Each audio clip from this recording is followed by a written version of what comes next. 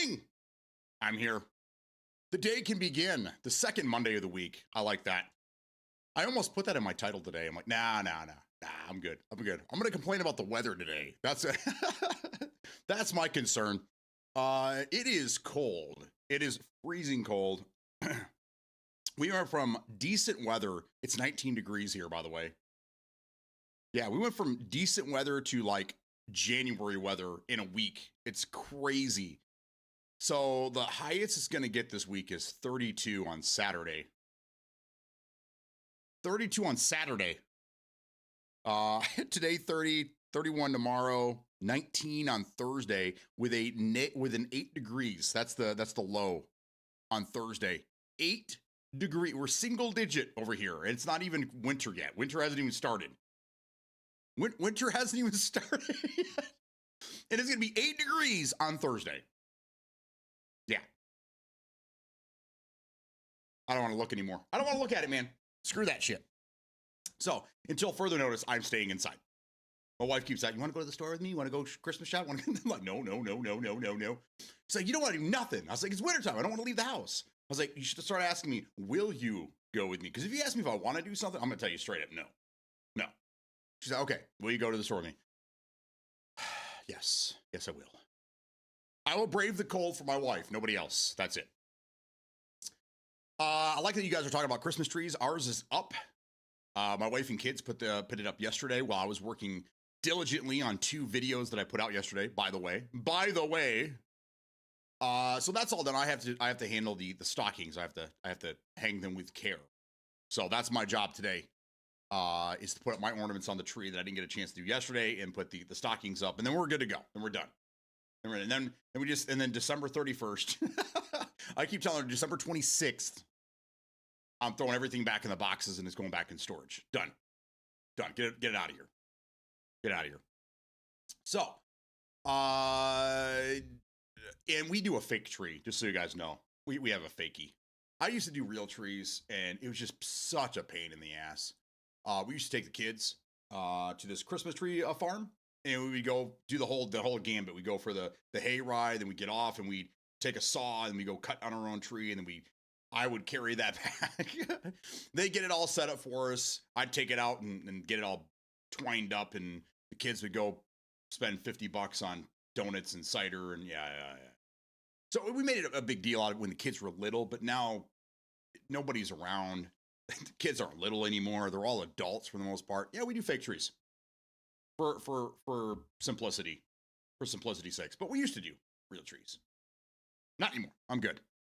I told the wife, when we move, we don't need a tree, so just leave it here. She said, what are we gonna do for a tree? I'm like, we're gonna decorate a palm tree. That's what we're gonna do.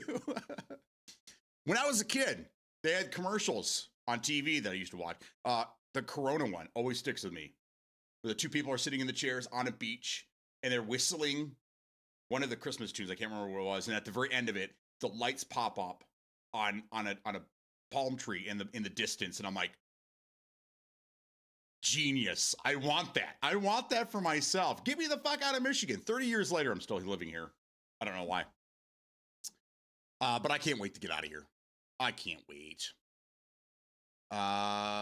Freedom Escape, I'm sorry you have to do school, man. You can kind of put me on in the background if you want to. We're gonna talk about a couple things today. One I really want to get to, but we'll save that for a little bit later. We'll get to all the normal shit first. Bummer. Also dope rescued her. Twitch recap: 699 hours watched, 69 giggity, 69.9. She's my other baby girl. I'll post a pic of us on Discord. Do it. They can't stand outside long enough for a hayride. They pick a tree and run back to the car. Yeah, man. We had to suffer when we were kids. Uncle Bubba, good morning. What's going on, man? That's right, free 69 giggity. So, real quick here. Yesterday, I realized, like at the beginning of my stream, the Slim Shady elusive target thing just popped up yesterday. So as soon as I got done with my stream, I went looking for food. I realized we threw away all of the leftover Thanksgiving stuff. So on an empty stomach, I went and worked on 2 videos all afternoon, and I got them out there. So they're on the YouTube channel. But the one that I'm really they're both. I'm biased. I know. The one I really like is the Slim Shady one. So I'm going to put this link here for you guys.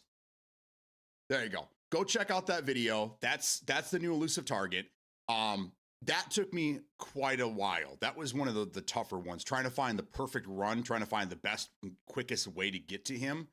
It took some time because there's also an element of like, it's all in like a nightmare. Everything's weird. Everything's really crazy. So there's mirrors that will take you to different areas. And I don't know, it was a mess. So that one took me the longest, but I finally found the perfect route. And right at the very end, some weird shit happens, and it worked. So I was like, all right, let's go. I had practiced that run 3 times, and as soon as I go to record it, weird shit happens. But anyhow, it worked, and I'm happy with it. So if you guys get a chance, go check that one out. It's weird that Eminem won't have anything to do with such a niche game like Hitman. Like Hitman's well known, but it's not a big game, right? I mean, there's still a lot of loyal people like myself that still play it on a regular basis, but it was really strange. I thought the Bruce Lee one was weird. This one was very, very strange, but good for Eminem, not just all endorsing every fucking game that comes around. Is there an Eminem skin? I think there's one in Fortnite, but is there one on Call of Duty? Do you know if there's an Eminem skin in Call of Duty? I hope not. So I think it's just really, really, really cool, really interesting. So if you get a chance again, go check that one out. And then there's another one called A Tie to Die For. That was a solid run until the fucking end, man. Trying to get out of that thing was a pain in the ass. I wasted like a whole minute trying to get around this stupid person. But anyhow, either way, go check those videos out. I put a lot of time and effort into them. And Mark for Life's not here. I'm still working on. It's a lot of work. This new 360 video I've been talking about. It's a lot of work, but I'm gonna get it. I'm gonna get it done. I'm gonna spend this afternoon trying to get some things knocked out. There you go. They had a Snoop Dogg skin and COD. What does that have to do with Eminem? Snoop Dogg's in everything. But I mean, come on, Uncle Bob. Snoop Dogg's been involved with Call of Duty since what? Ghosts? I think even before that. No, you got Cardi B in there, dude. There's other rappers. Fortnite has Eminem. Okay. I think 50 Cent is it 50 Cent in Call of Duty? Cardi B's okay, is over there. Yeah. There's there's more than that. I think Machine Gun Kelly, didn't he have a fucking skin? All right. Anyhow. Anywho, I'm just really happy that Eminem hasn't really sold his soul like so many other people have. But anyhow, either way, there's that going on. So I got all that knocked out. That ended up being a very, very late night. The wife and I ended up watching a movie last night. I was gonna try to get some people playing some games here with Gray Zone, and I have some bad news about Gray Zone. We'll get to that in a minute. But real quick, we watched a movie last night. I had heard some things about this movie, and they're absolutely right. It's very goofy. It's once you find out who directed the movie, you're like, oh, that makes sense. But when you watch the movie, you're like, There's so many different endings they could have added to this movie to make it more intriguing. The one that we got was kind of like, But the wife and I were like, we're coming up with all these theories, like what's gonna happen at the end, and none of it was even close. We're like, oh, okay. The movie's called Flight Risk with Mark Wahlberg, which I know, like nowadays, Mark Wahlberg he just makes movies in his sleep anymore. I think he phones a lot of this shit in. Not that his acting's bad, but he's just in everything. He moved out of Hollywood, moved his family out of Hollywood to like Las Vegas or something to get away from the Hollywood, elite and stuff like that. But the guy makes more movies now than he ever did before. So I don't know. We watched this movie last night, and just because it was kind of short, an hour and a half is, that's what movies used to be. Now they're 2 hours plus usually. So we checked this thing out, and it was okay. It was all right. It was nice to see Topher Grace in a different, a different role, which was kind of intriguing. But yeah, it was a weird movie. It was very goofy. And then at the very end, when we're scratching our heads going, what? You can't leave the movie like this. This is crazy. And then directed by, and we're like, oh, duh. Now we get it. So there's a bunch of new movies out. Playdate with Alan Ritchson and Kevin James. Not what I thought it was going to be. The first half of the movie was pretty cool, and then it got really weird at the end, and then it got really morbid. It got really, really, really weird at the end. Not what I was expecting, but it was an okay movie. That it was funny to see Alan Ritchson in a different role, and I think I talked about this one last week, but I don't know. I can't really recommend it. I mean, if you have nothing else to do, maybe go check it out, but I don't know. The Conjuring Last Rites just hit Hulu. It's either Hulu or Netflix, I do believe.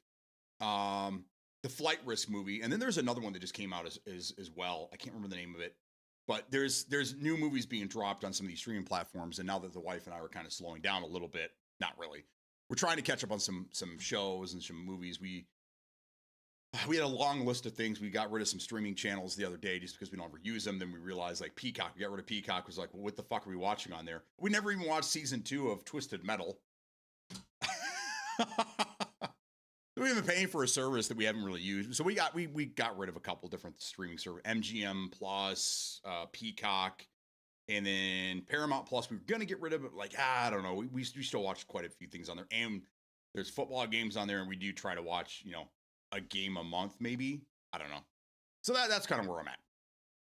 Any good movies? You guys see any good movies recently? Anything?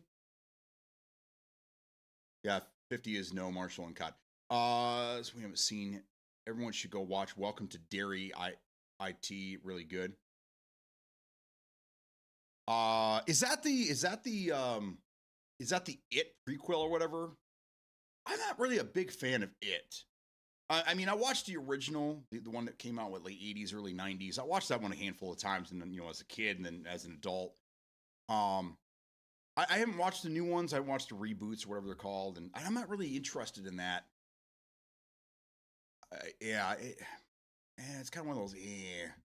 Like, the wife wants me to watch like season 2 of Wednesday. I thought the first season was just kind of like whatever. I'm not a big fan of Jenna Ortega. I don't get her. I don't get her appeal. I don't think she's a very good actress. I don't know. That's just me though. I'm kind of weird. Playdate was awesome. I was in the right kind of comedy and action. I'm going to thinking there's more than that on the screen. It's a great comedy action flick.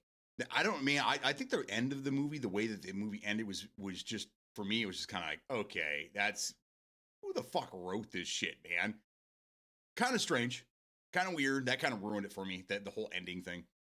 Imagine if Thad Castle and Jack Reacher had a baby, and that's what Alan Ritchson's character is. Who's Thad Castle?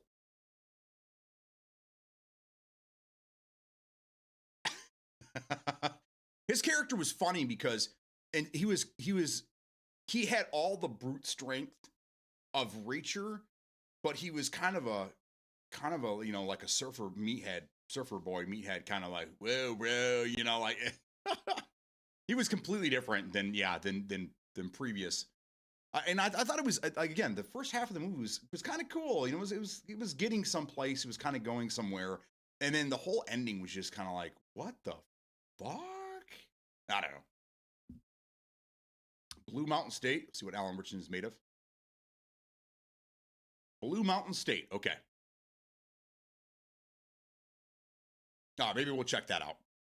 I'll put it on the list. I'll put it on the list of things. So yeah, that's pretty much. Another thing is that in order to do this Hitman video, I found a much easier way. I have this long ass HDMI cable I used for a previous setup in a different house. I just run the HDMI cable from my TV from the Xbox where it's at right into my PC here, and I can just sit here and I can game and I can record shit now on my. So it's so much easier than having it here on the desk, and I have to hit 1,000 different buttons, and it's just and I don't have to move the console back and forth. It's great. So more Hitman coming your way. More Hitman coming your way, man. I was gonna mention that you want to see him as a goofy guy. Watch that. Okay, Blue Mountain State, got it.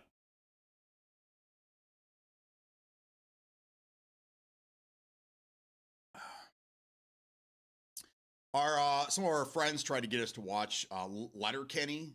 Man, that's one of those shows. I'm not a hype guy. I know a lot of people in our community, like, they love hype and they love to, get on the bandwagon when something's, trendy or whatever. A lot of people like to jump right on board. I'm not that guy.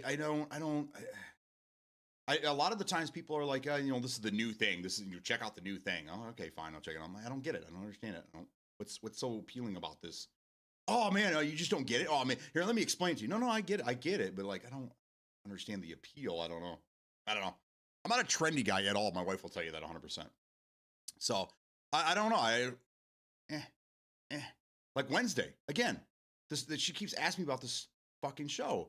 She's like, oh, all my friends, everyone at work saw me this girl. Oh, the season's great. Oh, this and I'm like, I don't care. I watched first season. Landman, Mayor of Kingston, Tulsa King. There's another one in there, Lioness, I think. But the first three, I'm pretty sure they all have new seasons. Like they're back to back to back. Tulsa King, I think, is out live right now. Landman, I think, just came out with an episode. So all these shows, we love these shows. Taylor Sheridan is a pretty good writer. He's they can't all be perfect, right? He's a little weird, but I mean, some of the stuff that he's done. One of the greatest movies I've seen that he's ever had in his hand in was Sicario. Great movie. Second one was a little different. First one was fantastic, though. I love his stuff. I don't like Yellowstone. I'm not that big of a Taylor Sheridan fan, but all of his other stuff is amazing. It seems like. So we're pretty happy with those shows. I don't know if Lioness is going to be coming out again. The first season was pretty solid. Second season kind of went in a completely different direction. But again, a good show. So those are the types of shows that we like. We're sad that the SEAL team is no longer a show. Clay, I don't understand why Clay left the show to go do this Fire Country thing that not even close. I mean, I think it got canceled, didn't it? If he would have just stayed on the SEAL team, we could have had 10 seasons of solid SEAL team, man. That was a great show. And I miss it already. But whatever. Gotta do what you gotta do. I noticed I repeated a lot of shit you would say in the end circle when you posted on YouTube. I was so locked in. Someone got me a towel. It's so funny you want.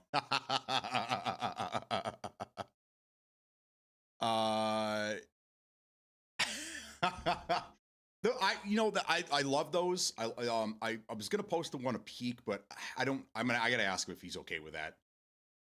I don't want it.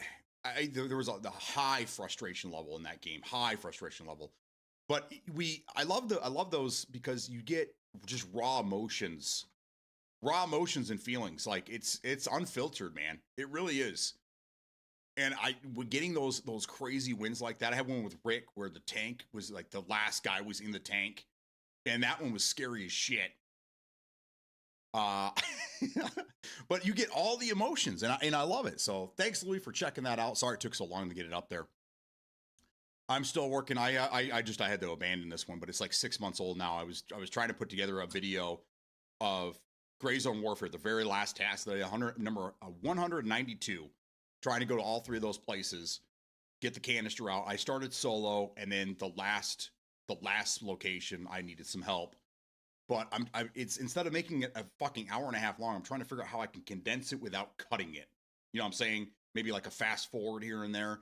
But that one's got me twisted, man. I'm trying to figure out how to do that one, but I don't know. I'll figure something out. What was I going to talk about now? I said there was a game that I want to talk about. Now I can't remember. Oh well.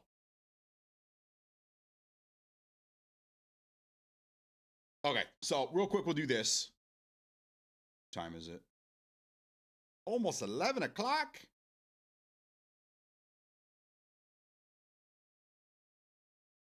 Okay, so we'll do this one first. What day is it? Today is December 2nd.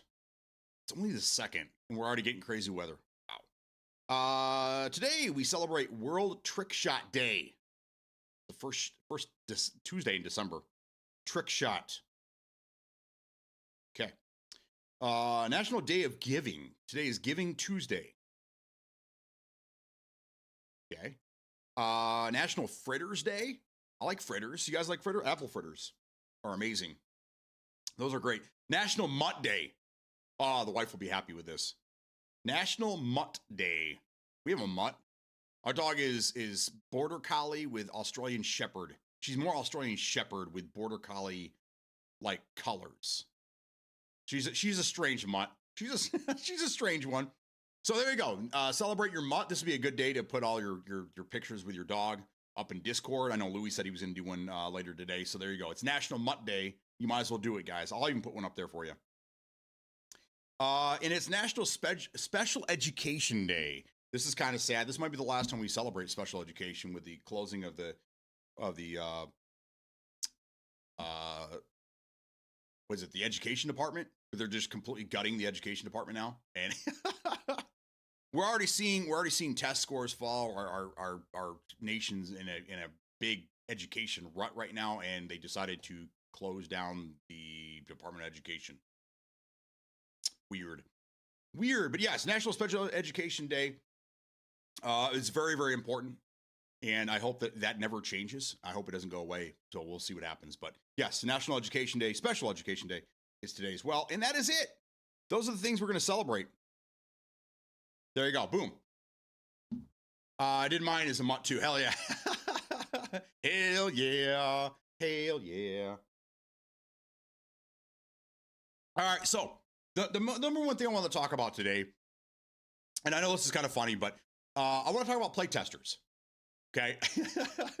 I couldn't resist. I had to. As soon as I knew what I was going to talk about today, I'm like, I have to do this. So this is all stemming from something that came up yesterday on Discord. Most of you probably saw it. Some of you probably did. I don't know. So anyhow, jokingly, someone posted a thing that I had Arc Raiders wishlisted on Steam, which I do. Which I did, I should say. So it was this joke that I secretly, even though I don't really care for Arc Raiders and whatever, that I secretly wanted the game and I wanted to play the game. So a couple of people had posted things and were kind of being silly about it. So I put a little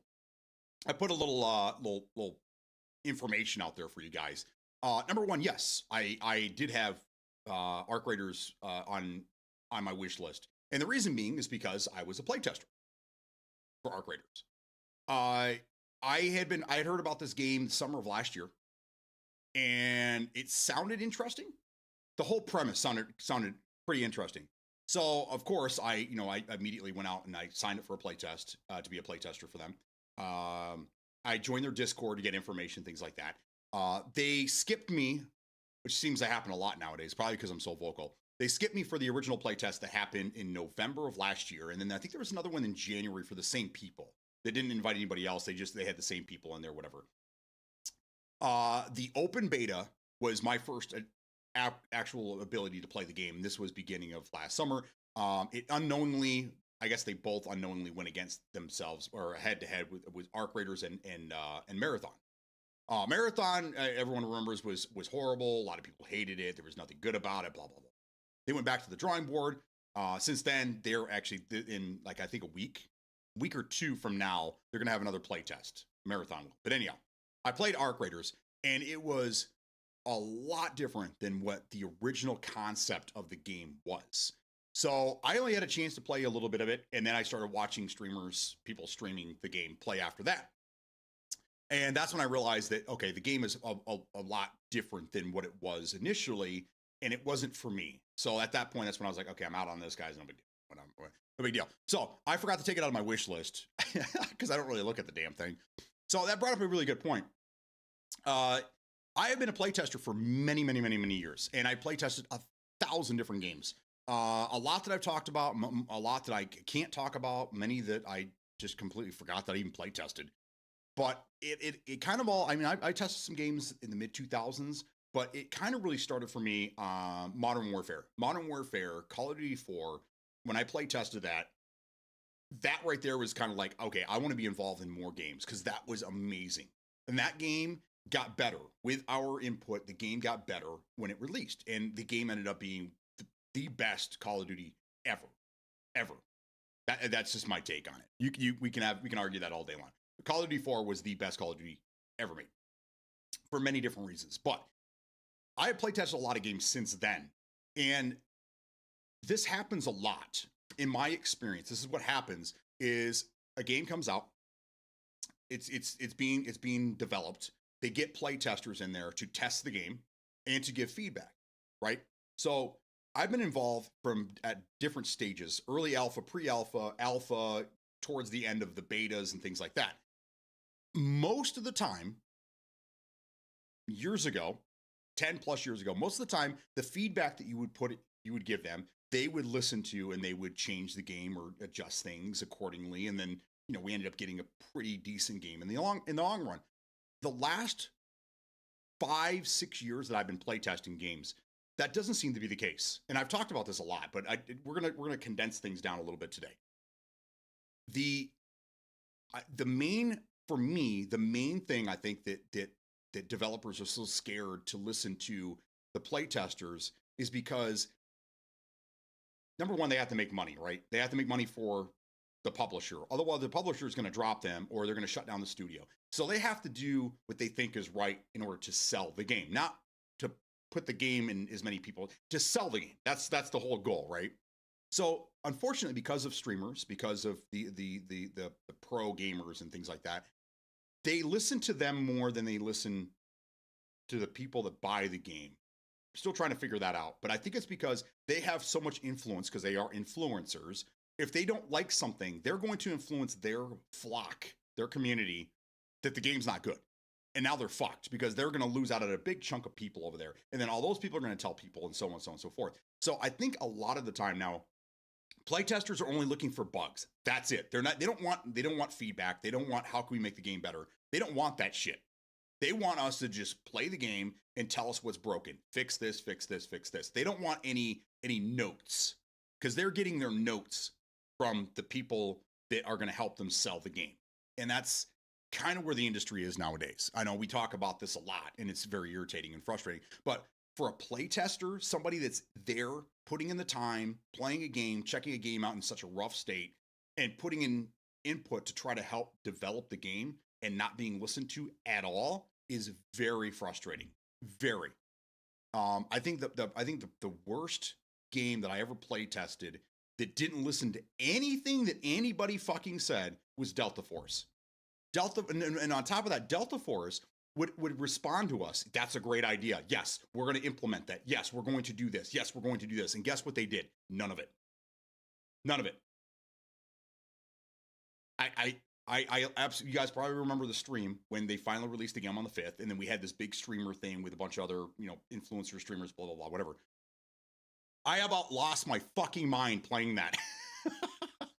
One of the big things I sent in is that this is 2025. Why is head glitching still a thing? And I understand because Call of Duty kind of changed the landscape and everybody wants to copy and do what Call of Duty is doing to try to get people to play their game as well. Head glitching shouldn't be a fucking thing anymore. It should not be a thing. And I kept complaining about that. Get the head glitching out of here. Get the head glitching out of here. God damn it, please. No, they made it worse. So I guess what I'm trying to say here is that playtesters, what started out as a great thing to help the companies build better games and fix things before they released, now it doesn't really make a difference. And I'm not really sure what playtesters do. What are their point? What's the point of it? Because it seems like every game that comes out is broken. Like Battlefield 6, like once the smoke cleared, everyone realized that game was completely broken, and it still is. They're not really willing to fix the game. I don't know why. They say that, oh yeah, we're going to figure this out. Yeah, we're looking into this. Yeah, we're going to do this and that. Bro, the game's been out for 2 months. What are you doing? So what do playtesters do? What is their role in today's landscape of video game development? I honestly don't know. No clue. They say it's to help develop, and they say it's to help, figure things out. And I understand I'm one person and they don't need to listen to just me. But when we're in a Discord and we're giving feedback and the developer's like, yeah. And then nobody says anything after the fact. And we're asking, well, what happened to this? What happened to this? Oh yeah, we had to scrap that idea. Oh yeah, we can't do this and that. So you changed nothing. Why was I playtesting this game? Why was I helping you if you're not going to change anything at all? So I don't get that. And I have a feeling that they try to get these influencers to play test their game, but a lot of the time they won't. Number one, they don't want to waste their time because if it's under NDA, they don't want to play this in their spare time. They need to be playing to an audience, making their money, making videos, putting things. They don't want to waste their time with this kind of stuff. And I think that's what it is. So we're the guys that kind of find the bugs and some of the problems. but they only listen to the people that are vocal, not the ones that are playing and testing the game. I know I sound a little jaded, but this is a very frustrating topic for me because, again, 20 years ago when I first started playtesting games, when this movie was a big fucking hit, dude, this right here, they did seem to listen to us. They did seem to put some thought into things. And if enough people said, we don't want this in the game, get rid of it, they're like, you know what? We're going to get rid of it. We don't see that anymore. And it's frustrating. Has anybody here ever been involved in a playtest? And gone through the gambit, not just playing the game, testing it out, and and whatever. But did you go through and did you send in feedback? Did you send in bug tests? Did you send in information that would help them? Did you go through and spend the time and really play test the game? Because I've done it a lot. I've spent a lot of time, wasted a lot of my own personal time to play test games for companies that don't really seem to give a shit what you're doing. So that's kind of where this whole thing stemmed from, is that, yeah, I was following Arc Raiders. Yeah, I was very interested in Arc Raiders, but it's not what it was originally planned to be. And I just kind of whatever, walked away from it. So, I don't think a lot of people really know that or even understand that. You guys know what Arc Raiders originally was? Does anybody know? Does anyone care? Arc Raiders was going to be a PvE adventure game. And I have no problem with PvE TPP. That's fine. No problem.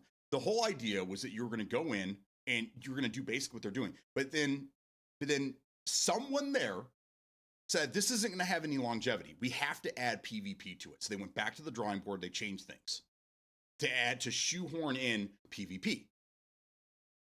That's fine. I don't mind any of that stuff. But the original concept is completely different than what you ended up giving everybody. It doesn't appeal to me anymore. If they would have originally said this is going to be a TPP extraction-like shooter, then I would have been like, okay, I'm good on that. No, I'm not interested. Thank you. And I would have never followed the game. I would have never, been trying to get involved with play tests. I would have never gone through any of that. But the original concept, the original idea sounded really, really good. It sounded really, really good. So I don't know. That's the whole meat and potatoes of what transpired yesterday. I started looking at it and I kind of laughed at my wife. I'm like, they think they got a gotcha moment here. She's like, you should talk about that. You should, you talk about everything else. Why don't you talk about that as well? Because, whenever I play test a game, I complain right to the wife about things. She knows more about video games than probably 90% of everybody, just because I just keep in her ear talking. I've been in playtest, but never send my feedback. Yeah. So that's what I'm saying. If you put in the time, and I mean, the last game that I play tested was, I've been actively play testing Exoborn for over a year. That I can't really talk about. I can't. There's certain things I can talk about. It's getting better. I can tell you that. But Skate's out now, but I was involved in the early pre-alpha. I mean, when they didn't have textures, you could see outlines of what would eventually be buildings and things like that. I did my best to put in some, but it's been a long time since I played really any skateboarding games. So that was a tough one for me, but I did put in some stuff and I think it got worked on. I don't know, but I'll play test pretty much anything. I was involved with NHL 24 or something like that. And I don't play hockey games. I don't really like hockey games, but again, they extended me an invite and I was willing to, okay, sure. I'll play it a little bit. And I'll tell you what I think, I played it for a day. I gave him a little bit of feedback and I moved on, but I did my part. I feel like I did my part, right? I don't know. Must have been playing Arc Raiders this morning. As a joke, I almost loaded up Lego Indiana Jones and my title was playing Arc Raiders, but spelt it like real Arc, just to fuck with you guys. Oh wait, it's Raiders of the Ark. That's right. But I don't. Yeah, it's just not a whole lot more I could say about this. I've been playtesting for a long time. It seems like they used to listen to you. Now they don't. They don't give a shit. But they still need somebody to help find bugs. And even though you find the bugs, doesn't mean they're going to be fixed. Another thing with Delta Force, another huge problem with Delta Force, and this was one of the number one things that I saw in the Discord and in conversations, was the menu system was trash.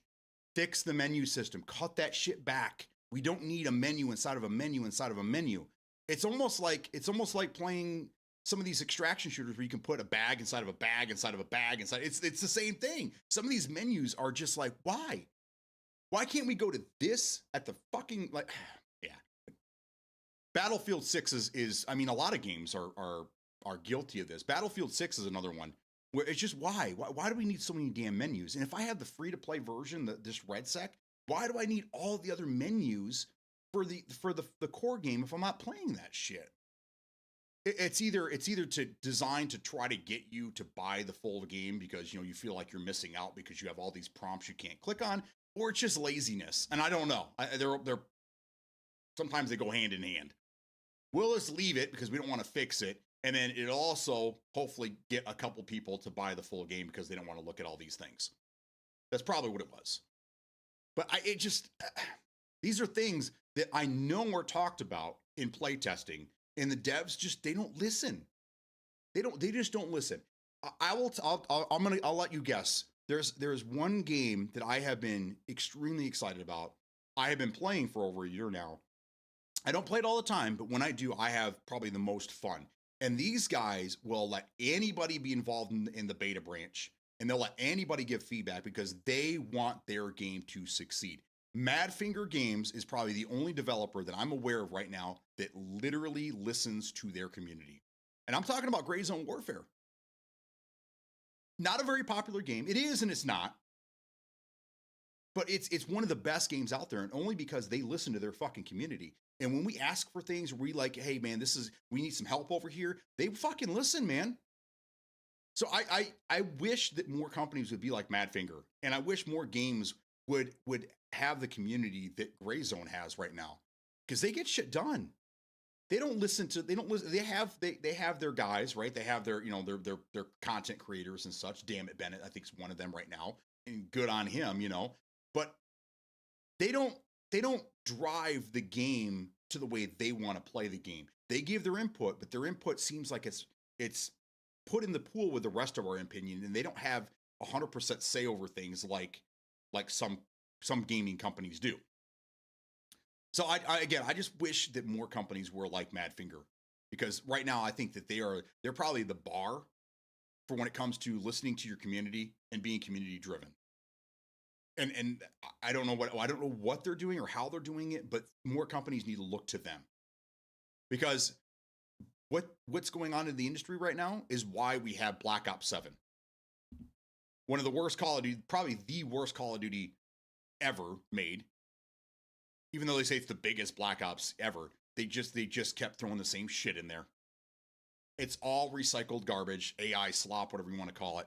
It's just garbage on top of garbage on top of garbage. And that's what we're getting right now. These are the games that are being delivered to us. Battlefield 6, broken state.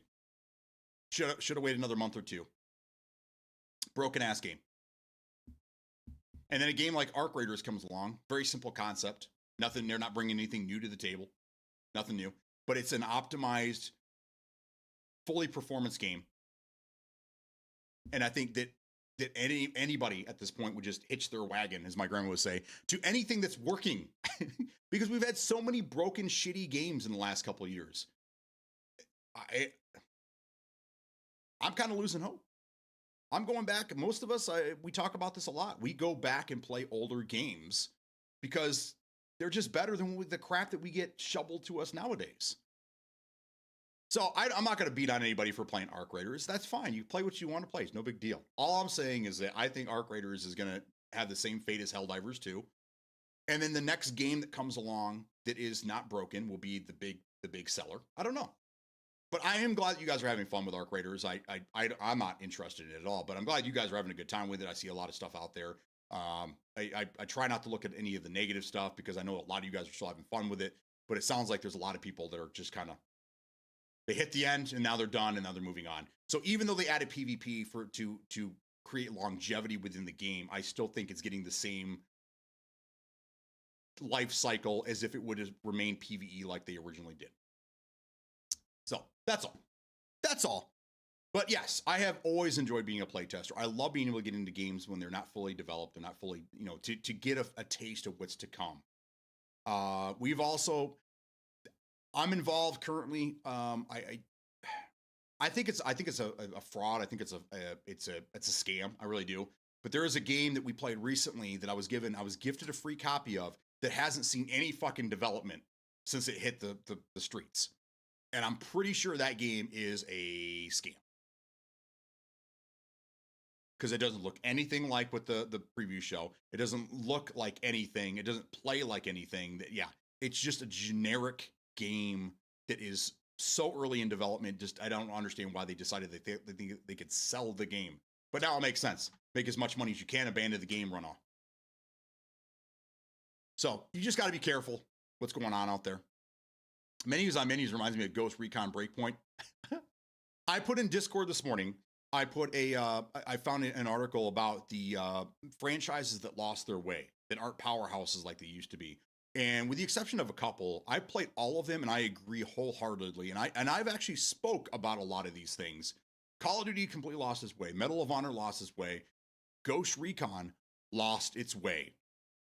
There's a lot of games out there that just, why are we getting this stuff? Delta Force is similar, but it's, again, that's another, you could have called that game anything other than Delta Force. So I don't know. I don't think many people here have been involved in playtesting, so you probably don't know exactly what I'm talking about. But that's basically what you do. Playtesting originally began as an in-house thing for employees. People would actually be paid to play video games all day long, kind of like this movie portrayed. Okay, and then you wrote out bug reports, you helped them develop the game, you got paid like anybody else on the And even when you beat certain games, you'll see where it says like testers. Those are your in-house testers. But as games got bigger and more problems, and they didn't want to have to hire people, they started to extend playtesting to people at home via NDAs and early copies of games and things like that. And I've always been involved, and I love being involved in these things. But I'm getting to the point now where it's like, why? The only thing I get out of it is I get to play a game early. That's it. I waste a lot of time playing the game. I waste a lot of time putting up bug reports. I waste a lot of time putting together thoughts and critiques and things like that for them to basically just shovel into the fucking furnace. So I don't know if I'm going to be involved in any more playtests. I think Exoborn might be my last one. I mean, I don't know. We'll see. And I'll continue to give Gray Zone feedback because I know they listen to me. It's frustrating though. So with that being said, what games are you guys looking forward to next year? What is your number one game you're looking forward to next year? That's a tough one for me because I have a couple that I'm really looking forward to. But I think at the end of the day, I'm going to have to say 007. That one, that's the game. I've been actually looking forward to this game since they announced it like 3 years ago. That's going to be my game. Followed up by I think Hell Let Loose Vietnam is going to be a banger. It's probably not going to be a big game like Arc Raiders because it's, such a learning curve and it's not going to be as accessible as games like that. But I think it's going to be a banger. I think a lot of people are going to be involved in that game, and I can't wait. Hopefully it has crossplay. Hopefully we can get our console brethren in here with us. Hopefully our console brethren start buying PCs and we can all play harmoniously together. GTA Prob, if it comes out next year, it won't, right? You know it won't. Didn't I say something about it being pushed back to November or something like that? And then everyone's like, no, it hasn't been pushed back. And I even went and looked. I'm like, yeah, okay, maybe it wasn't. And then the very next day they announced it was being pushed back to November. I'm like, am I living in the future? I know I read it somewhere, though. I knew I read it somewhere. I think it was like insider shit is what it was. And they hadn't even announced it yet. So it was technically a rumor. But I knew it was going to happen. The game's too big. There's just too much shit going on. I mean, GTA is a lot of moving parts. So I don't know. I will not be buying GTA unless it's on PC, which if they follow in these footsteps, they'll probably wait 6 months to a year and then release it on PC, but I don't know. I'm not really a GTA guy anyhow. I mean, the last one I really enjoyed that I played was Vice City. A lot of you probably weren't even born then. Vice City was one of my favorites, probably, if not my favorite. San Andreas was okay, but Vice City was where it's at. Played 4, played 5, not a big fan. But I know a lot of people are going to be purchasing that game. I hope it works. I hope it runs great. especially for pushing it back almost a full year now. I think wasn't it originally slated for like last month, and they pushed it back and they pushed it back and they pushed it back 3 times already. I think something like that. I don't know. I got 2 play tests for next week. I got 2 play tests for next week. Have no idea what they are. Said it's giving me 2 free EA games that I had to pick. Okay. So if you guys are talking about play tests, we have Marathon. Let's see. Marathon's coming up. Ascendant is going to do another one. There was another big one coming out this month I talked about this a couple times. We're getting like 3 or 4 play tests next week and the week after. But Marathon, I'm really hoping I'm involved in that one. You know what? Maybe it's on my wish list. Ascendant, which I didn't get to play the last one because they fucked up my my codes. I'm hoping I get a chance to play that one. Battlefield Labs is doing another play test. I'm not really interested in that anymore. What game was it, man? It's going to drive me nuts now.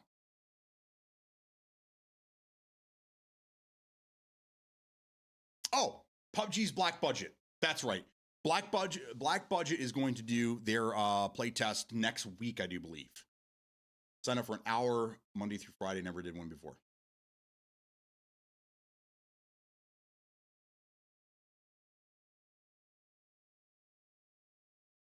So you don't know what play tests they are, or you're just involved in them through EA? I don't know what they'd be.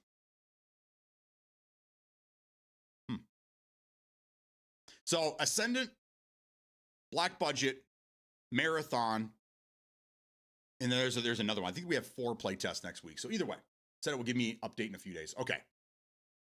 Interesting. Very interesting. So yeah, there's more coming out. I really like to be involved in Ascendance. I played it before, whatever, like a year ago, and it's okay. Unless they really change the game up, I don't really see that being a contender. But PUBG Black Budget, I gotta find out what this thing is, because if it's a good game, I will 100% go back to being a PUBG partner with them, and I will probably play the shit out of that game. I'm just hoping it's good. So we'll see. And then Marathon, I'm really hoping they got Marathon figured out, because again, that's another one of my favorite franchises from when I was a kid, and I would love to see them take it in a better direction. So I don't know. We'll see what's going on. Those are the games right there.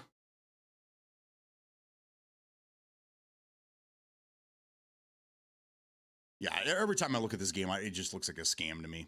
I don't know. It looks scamish, if you will.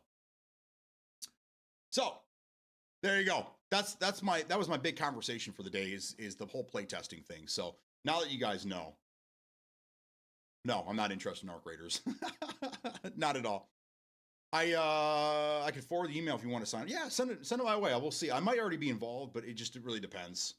I can't think of anything that I'd be playtesting on EA. I did, again, NHL hockey. I did skate, and there was another game that I did like last year, I want to say, for them. It would be awesome if it was like a new Division or like a new like Splinter Cell game. That'd be fantastic. But I think those are Ubisoft. Yeah, we're not EA. Then I don't really know what EA would. Sims? Are we gonna play test Sims? What does EA make anymore? Battlefield? Ooh, what if it's Titanfall 3? Oh, that'd be crazy, wouldn't it? The Titanfall's on that list of games that lost their way. Or no, someone put it in there. That's what it was. I'm like, no. They didn't lose their way. They just quit making games.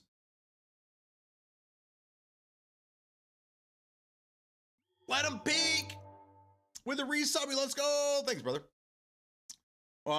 It's kind of quiet in here today, but we were talking about play testing and things like that.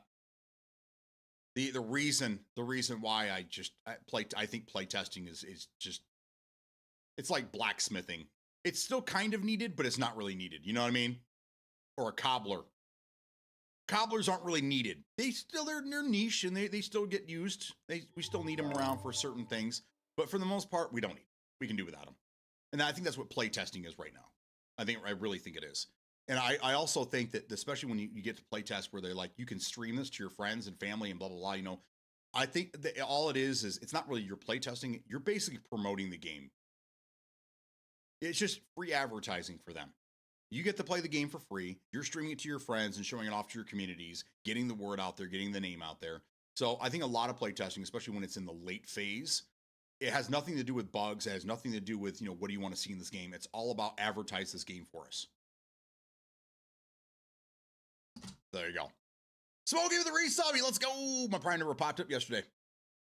Yeah, Prime. There's been an issue with Prime lately. I don't know what it is, but people have been telling me that. Yeah, I used Prime on live and it didn't pop anything. Oh, I don't know. I don't even see it here. So I don't know.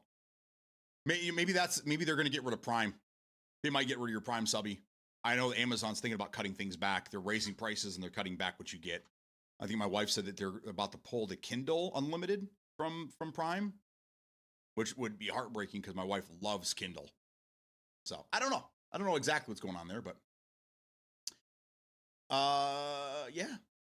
So that's me in a nutshell right now. I'm not playing any games. Haven't really played anything. I'm focusing on videos right now.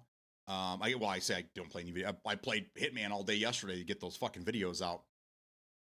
Working on trying to get this 360 video together, working on a lot of stuff, and then also a lot of IRL stuff because our life is just fucking crazy right now. So what are you guys playing? What's everyone? Arc Raiders seems to be the game. Every time I look on Discord, I see everyone's playing Arc Raiders. Not many Battlefield people anymore. Has everyone kind of given up on Battlefield? Big Al Max playing PUBG. Just look right now. Cody Trahan's playing PUBG. Haven't seen him in around a while. Deja's playing Enshrouded. Mark for Life is playing Arc Raiders. Let's see. Pink Penguin is watching Crunchyroll. He's watching an anime. If someone told me he was an anime guy, I just knew it. I knew he was an anime guy. Don't ask me how I knew that, but I just knew it. And then some other people we don't really know are playing War Thunder, Escape from Tarkov, Back for Blood, Avowed. Wow. Avowed. I forgot all about that game. All right, so there we go. Again, not a lot to talk about, but when a podcast is only an hour long, I can usually wing it. So there you go, Mark for Life, my very first podcast. I call them all podcasts if I'm not playing games. But I know a podcast has to be an hour or less, and we're just at 57 minutes. So I'm going to call this one a podcast, just because the longevity. I think that's where it goes. I can make a video in portrait mode, but unless it's under 60 seconds, it's not considered a short. So there you go. All about the goop. I'm not even gonna ask, bro. I'm not even gonna ask. Waiting on my friend to hop. I haven't played this much at all. Oh, the Arc Raiders. Yeah. So I keep hearing the name Peanut. I was in Reddit the other day. We were talking about things, and I started looking into this IGN thing that someone posted. Number one, it's IGN, so I never really take them seriously. IGN hasn't been IGN in 20 years, but it showed the ratings of certain games. The Arc Raiders is 9, Battlefield 6 was 5, and then like Black Ops 7 was a 6. I'm like, okay, this can't be right. So I looked it up. Those numbers are completely skewed. Number one, the 5 that they gave Battlefield was for the campaign. The multiplayer got an 8. Black Ops 7, that was again that number, the 6 was for the campaign, where the multiplayer got 5 or something like that. So those numbers are a little weird, but it's IGN. Everyone knows IGN gets paid for the reviews, and have been for a very, very long time. So I was like, what the hell is all this about? I understand that Arc Raiders is like the big thing right now, but everything that I see shows that Battlefield outsold it, and that Battlefield and Call of Duty are still the number one. They're still in the top 3, top 4 games that are being played right now on console. Some people have been asking me about consoles because we always use Steam as the baseline.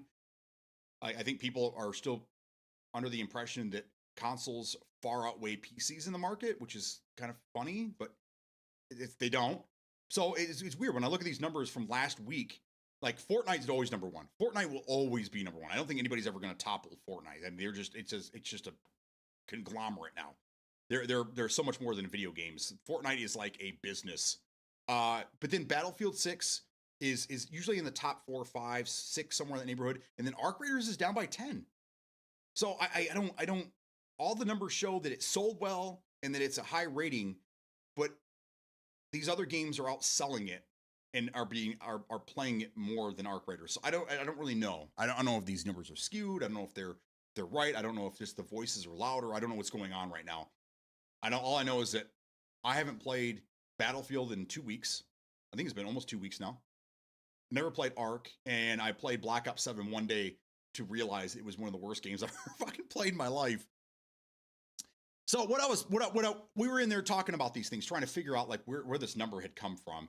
And then someone said something about the only reason that people play Arc is because of Peanut, whoever the fuck this guy is, some Peanut guy, and that he carries the game, and that the Arc Raider developer is paying this guy. I don't know who the fuck this person is. I don't know who Peanut is. I don't know who any streamer is, really.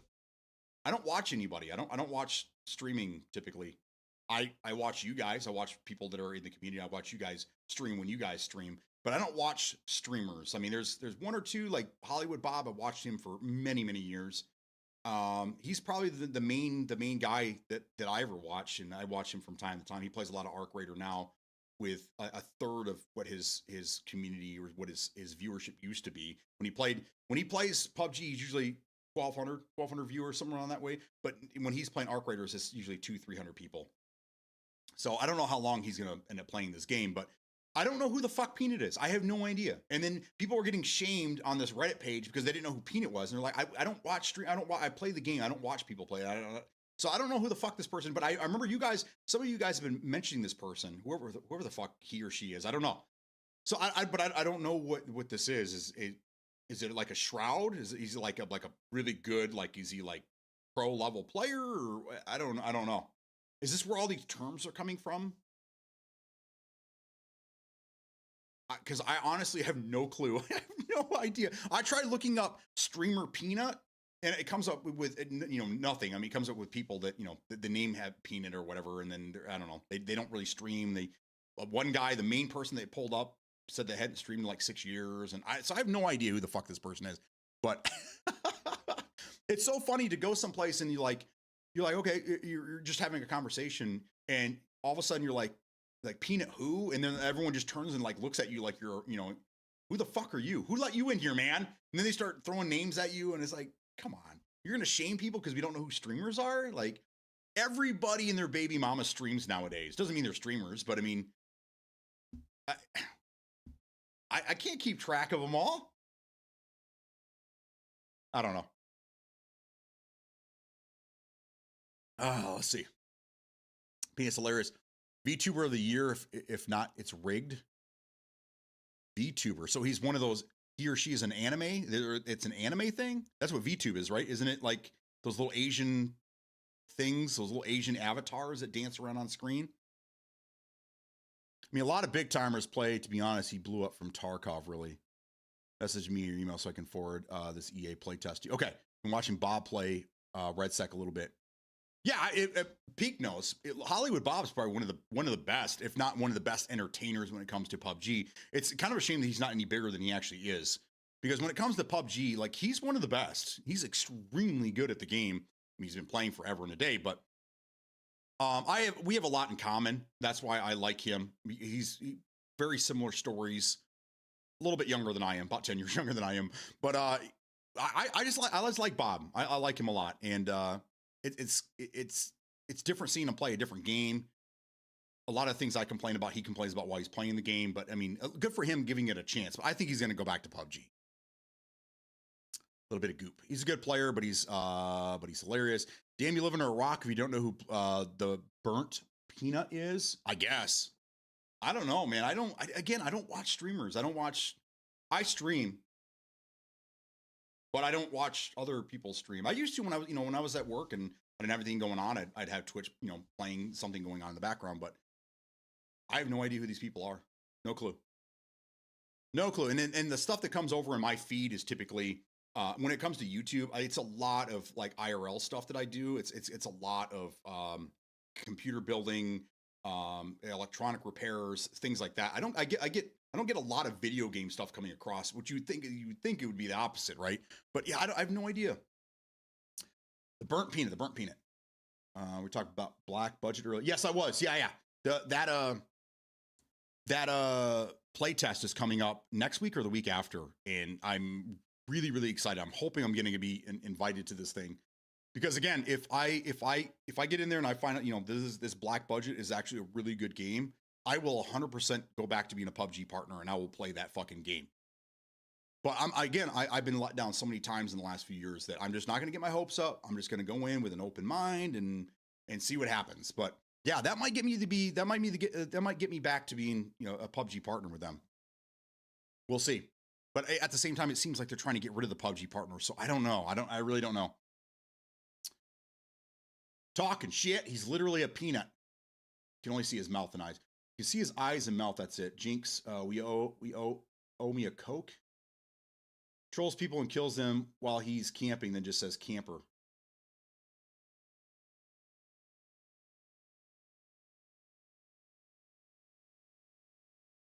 Okay, I don't know what any of that is. Apparently I live under a rock, but yeah, I don't watch you guys when you're streaming. I like to give back to the people to, give to me. So if you stream from time to time, whenever I see your stream come up, I'll pull it up. I'll be a viewer. I'll usually get in there and, I'll talk to you guys for a few minutes, but if I'm, I try to help you guys out as much as possible, but I just don't have time. I'm such a busy person. I don't have time to watch streamers. And when I do watch anything on TV, it's typically with my wife, and she doesn't want to watch that. The only thing she ever watches is when they're doing like live streams of what's happening with Sims. Whenever something Sims is coming out, but other than that, she doesn't really care. We're not those people. PUBG 2 before GTA 6? Probably. But who knows? There hasn't been any news about PUBG 2 in forever, which makes me think, did they scrap it and they haven't said anything yet? Or are they getting close and they're waiting for a solid release date before they start coming out with any information? We'll see what happens. But I am excited for that. We'll see. We'll see what happens. Excellent raid, gentlemen. Excellent. I don't watch him often, but he's all over social media. Who, Bob? Bob or this peanut character?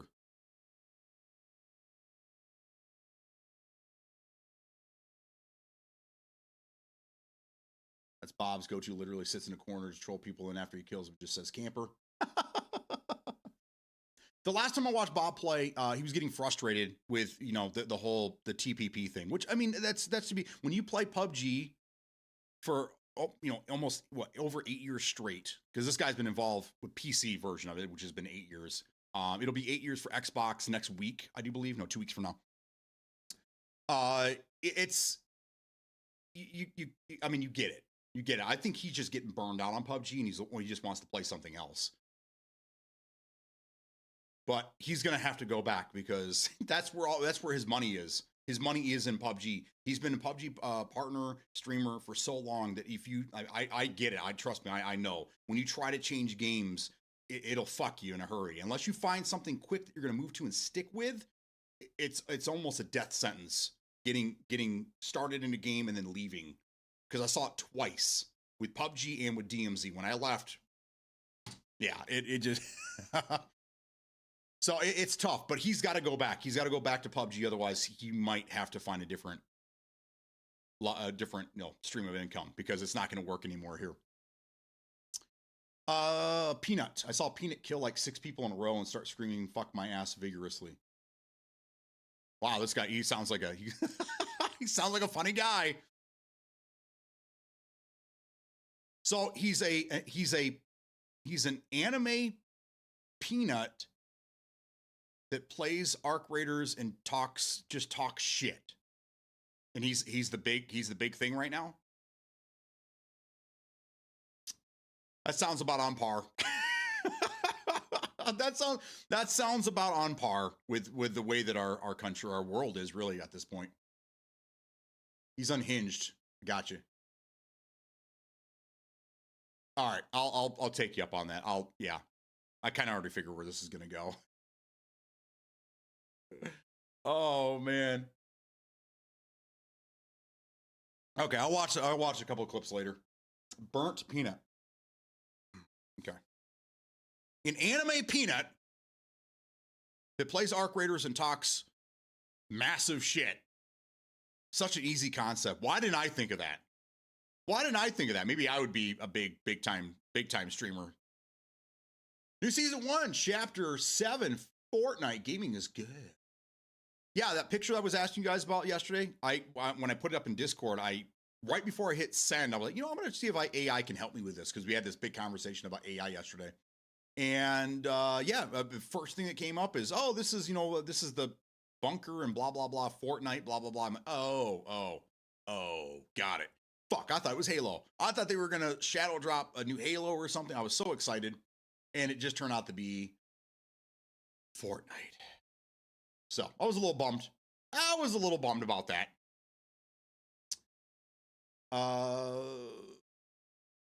Yeah, but talks shit in a good way. He's not an asshole from what I have seen. I got you. Okay. All right, I'll take a look. Some of these people, I look at them and I'm like, how in the fuck did you get to have 1 million subscribers? How do you have so many people? I watch these people and I'm like, how the fuck? How did you get to where you are? It doesn't make any sense. It's crazy to me. I see such good people stream sometimes. And I'm like, why does this person not have more followers? Why? It just makes no sense to me. It's crazy. I have a theory. I've stated this before. I won't get into it because it's going to make me sound like I'm jaded, which I already am. But I have a theory to why that is, and it's not a very popular opinion. That's what I'm going to name my podcast, Unpopular Opinion. And if people like this can get this big by talking massive shit, maybe that's just what I'll do. Maybe that's what I'll do. You be a good host for Halo Infinite. You know what? This has been a thing that I have been going back and forth for the last 5 years, 4 or 5 years now. I really want to get involved in Halo again. Halo is in my competitive days, Counter-Strike and Halo. Those were my games. Those were the games. I spent more time than I can remember playing those games. I was involved in all kinds of leagues. I was involved in 2 different clans at the time. It was just before pro gaming. That's what we had, and it was amazing, and I loved it. I wasn't as involved as I wish I could have been because I had small children at the time. But I gave up sleep to play competitive gaming, and so Halo has a really close to my heart situation. But Halo Infinite is just not good. It's just not good. Now, recently, I installed it again on my PC, and I played mouse and keyboard as opposed to controller. That's how, again, I've always played Halo because that was the only way it was available until this game came out. And it felt a little bit better, but it still just doesn't feel like Halo. And I can't really put my finger on it. It looks like Halo. It sounds like Halo, but it just doesn't feel like Halo. And I don't know why. But I have thought about that several times, going back and maybe just fully going back into Halo for like a week and just giving it my all and seeing how I feel. So that's something I have actually considered. And thank you for that. He gets 40 to 50,000 per stream. That's what I'm talking about, man. How does something like that happen? It's like striking lightning. It's crazy. Luck is definitely part of it.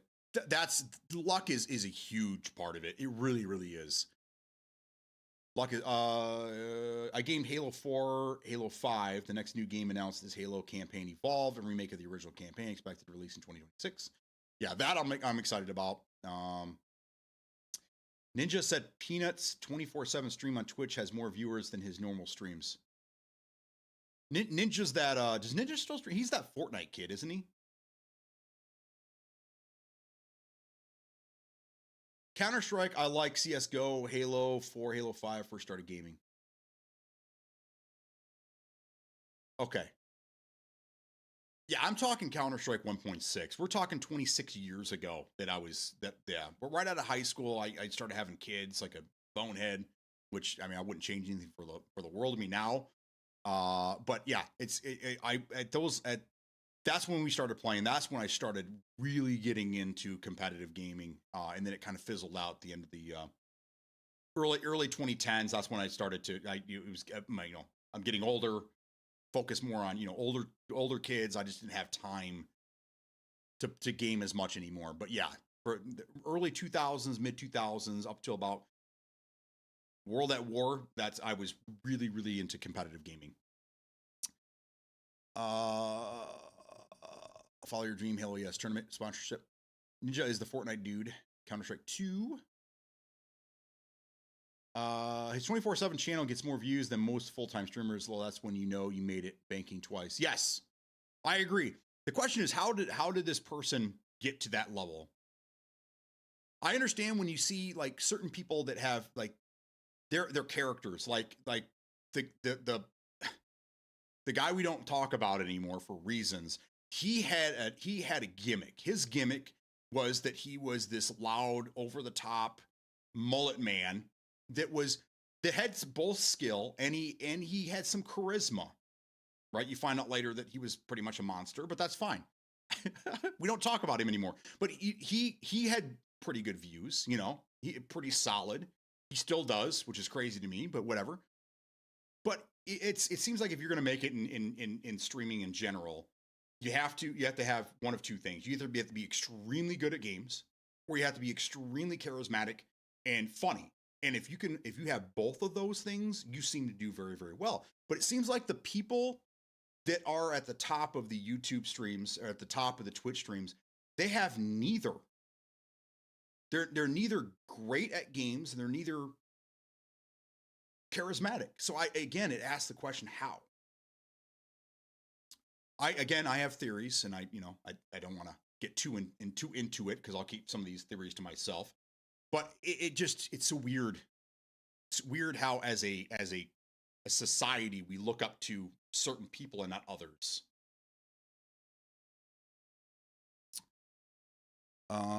He's a Tarkov player. Also, I don't know what you consider a good or bad taker player on that. Can you tell if he's good or not? Pina has it all. Personality, entertaining, pushes his content, works every aspect, and got his name out there. His stream and what he does handles it from there. Got it. Okay. But they're saying he's a VTuber. I feel like that's kind of cheating, isn't it? If you're not putting yourself out there, like you said that he pushes his content, works every aspect, and got his name out there. His stream, what he does, handles it from there. If you're a VTuber, you're not really putting yourself out there, right? You're kind of a character, you're a cartoon character, right?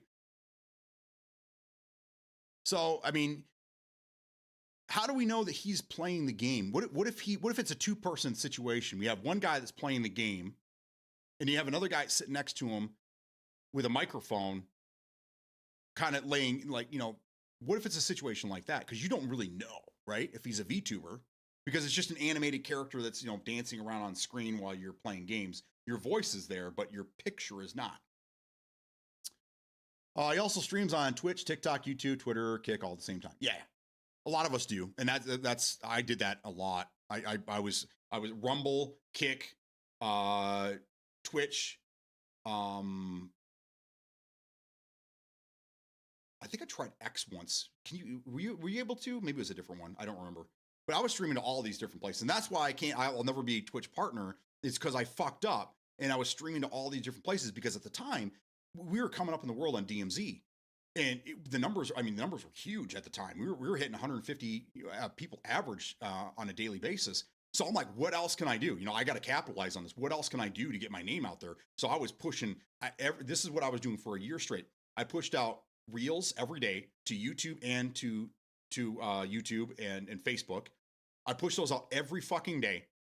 So every day I had another one being dropped on TikTok, Facebook, and YouTube. And then I started streaming to Kick, and there was another one I was doing at the same time.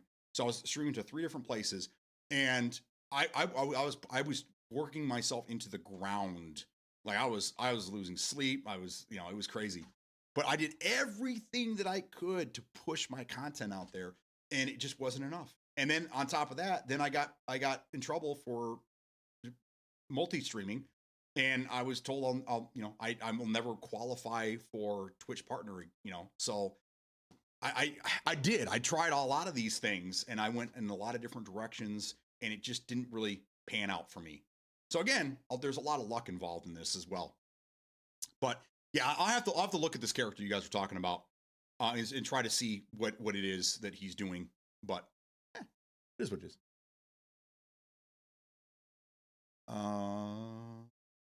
You don't have to be good at Tarkov for it to be fun and entertaining. Another reason folks like him, he's not a gaming god, but makes up for it with the content. He also streams, oh no, it's definitely him playing. Creating a character isn't cheating, and the software he uses is top notch, very different even for a VTuber. BD did it when it was illegal. That's why it didn't help much. It takes a team when you get to that level if you want to grow it. Absolutely. That's something I've been telling my wife is the next level. If I ever hit the next level, which I mean, I need an editor. I need someone that's 90% of my fucking time is editing videos. It's such a lot. It's a lot of work. It's a lot of work. So even if I had somebody now that was editing and putting up videos for me, that would change things dramatically. But yeah, you're right. Absolutely. You have to get a team at some point, just like any business. When you start a business, you're the employee. And then as you make money, you hire more employees while you concentrate on the back end and the logistics of everything. And then, that's how you grow a business. I'm still the only employee here business.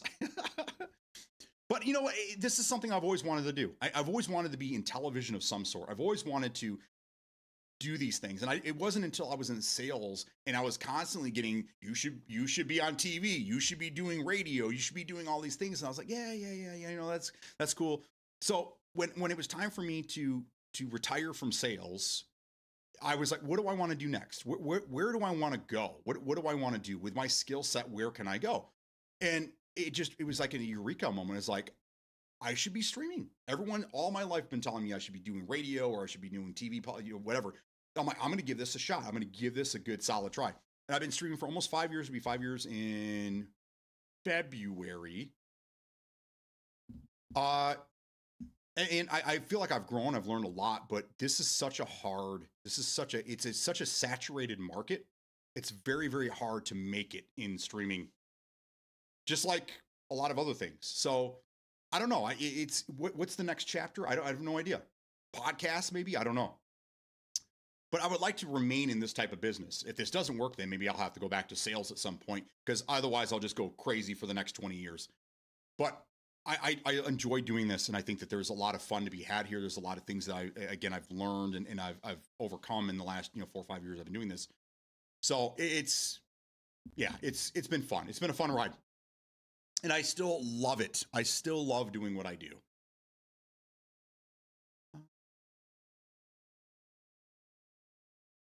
Yep, most streamers will tell you editor is the first thing you need. Yeah, I'm one of the streamers telling you. I mean, I've been doing this for 5 years, and that's where a lot of it goes. But I did it. That's what I'm saying, is that I did do what this character doing. I tried streaming to multiple places at the same time. I put my content out there everywhere. You guys remember Hover? You guys remember Hover? That's the one thing I won't delete from my phone, because I'm in hopes that it'll come back. I loved Hover. Hover was another one. I put my content up there every fucking day, it seemed like. But yeah, it was a lot of work, and I put in a lot of time, a lot of effort, and then it just, as time goes on, and it's not really doing what you have to start focusing on other things, and that's what I've been doing, trying to focus on other things to keep this dream alive. I have to do other things in the background. So it's kind of where I'm at.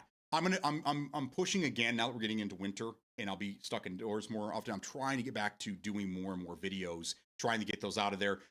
YouTube is starting to blow up a little bit, which I'm excited about that. Of course, the videos I put up there, I probably shouldn't have put up, and I'm in trouble over on YouTube now. So I get in trouble everywhere I go, but I keep pushing the envelope, doing everything that I can to be successful in this space. So time will tell. But yeah, I'll look into this kid and see what's going on. But now you got me thinking about Halo. I don't know. Maybe, maybe. Now there's rumors that there's another multiplayer portion of Halo coming out in the next couple of years. I don't know if that's going to happen, because I also saw something they think that Halo Infinite is a 10-year game if they keep throwing content at it. So I don't know. I don't know what they're doing over there, but can we just give Halo back to Bungie?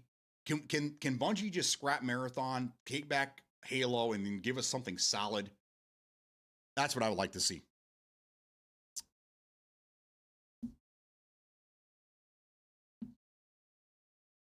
All right. So anyhow, I gotta get back to trying to get this video done for Mark for Life. It's taking so much time, so much work, because it seems like every time I have the right formula for getting this thing done, something new pops up, or there's a new issue. So I'm trying to make it as easy as possible. My tutorial videos do pretty well. The Xbox one that I made 3 years ago has got like 34,000 views right now. And that's still my #1 video watched each month, with the exception of last month, which was CKY, which those videos are getting me in fucking trouble, and I might have to just pull them all together. But yeah, I try to put in-depth tutorial videos, and I've got a couple out there, and they're a lot of work. This one's no exception. I'm hoping this one does pretty solid numbers. So we'll see.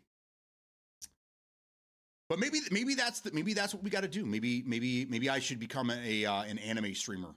Maybe that'll work. Maybe that'll. There was this kids show that my kids watched years and years ago, and it was a weird character, and it was I don't know how they did it, but it was like their eyes and their mouth were on this thing. And when they talked, their mouth was wider. It was all weird, but you could kind of tell it was their eyes and mouth. And I was like, I was like, man, if I could somehow implement that into streaming, that would be fucking awesome. You know, that would be crazy as shit to have this goofy character with just your eyes and your mouth. It just, doing. I wish I remember the name of that show. This was probably the late 2000s. My kids loved it. God, I can't remember the name of it. But if I ever did any anime or any VTube stuff, that's probably what I would do. I would just have to figure out how to get it to do that. But I think that'd be funny. I think that's funny as shit, dude. But again, I mean, it's like, I don't want to hide this pretty face. That's the whole thing. And you know that I'm legit. I'm playing the game. That I'm, because you can see my person. Definitely easier to hide behind a character and just be goofy online. Absolutely. But again, I've had a lot of different ideas for things over the years, and maybe I just need to start doing those. Maybe just create another YouTube channel, do what I was planning on doing with other things, and have multiple channels and see what happens. So that became a Snapchat filter we all called cheesy. It gave everyone a huge mouth and bigger eyes. That show probably used it first, I'd imagine. Yes, that's what I'm talking about. That would be, and it was just so. At first it was creepy, and I watched some more with my kids, and I'm like, this is actually really funny. This is hilarious, And even I don't even remember any of the content. I don't remember any of the storyline. I just remember this big mouth, and the eyes. They would blink, and just going, what the fuck is this thing? But it was so I couldn't stop watching it because it was so intriguing. I'll have to look it up. Dude, Snapchat. Did I ever tell you about Snapchat? Snapchat was pretty big, 2012, 13, well, we'll say 13, 14, somewhere in that neighborhood. Snapchat came out. It was pretty big at the time. It kind of fizzled out. Then all of a sudden, I think last year, my daughter comes to us and she says, can I put Snapchat on my phone? I'm like, Snapchat? It's like, is that thing where that take a picture and you only have like 10 seconds to look at it and then it disappears forever? She said, oh yeah, but now it's so much more. Yeah, now it's texting and it's video chatting and this. And I'm like, oh, like, really? Snapchat? The thing that had a little white ghost symbol on it? Yeah. So then we looked into it. Oh my God, I thought Snapchat died years ago. No, he just came back and now kids are using it all the time. That's what my daughter says, is that all the kids are using Snapchat to talk to each other, which was where, in what, 12 years ago was a defunct dating app. I don't remember exactly what it was, but it's crazy. Something happened. They decided to bring it back out, and the kids are in love with it now, which makes me nervous because the original implementation of that was to send naughty pictures that disappeared in 10 seconds. So I don't know. It worries me that my daughter has, but I just have to trust that she's doing the right thing. That goes for all of our kids. So anyhow, ladies and gentlemen, thank you for being here. I'm going to call it a day. I got to get to work. Yes, I have another job. I have to get to work. I have things to do here. My phone is blowing up right now. So, I will see you guys again tomorrow. Hopefully earlier. I always say this every day. I'm going to try to be here a little earlier, just depending on what's going on. But yeah, I got to get this video done for Mark, and I got to find out who this peanut girl is, whoever. So anyhow, you guys all have a fantastic day. Thanks for being here. I appreciate you all. Peace out.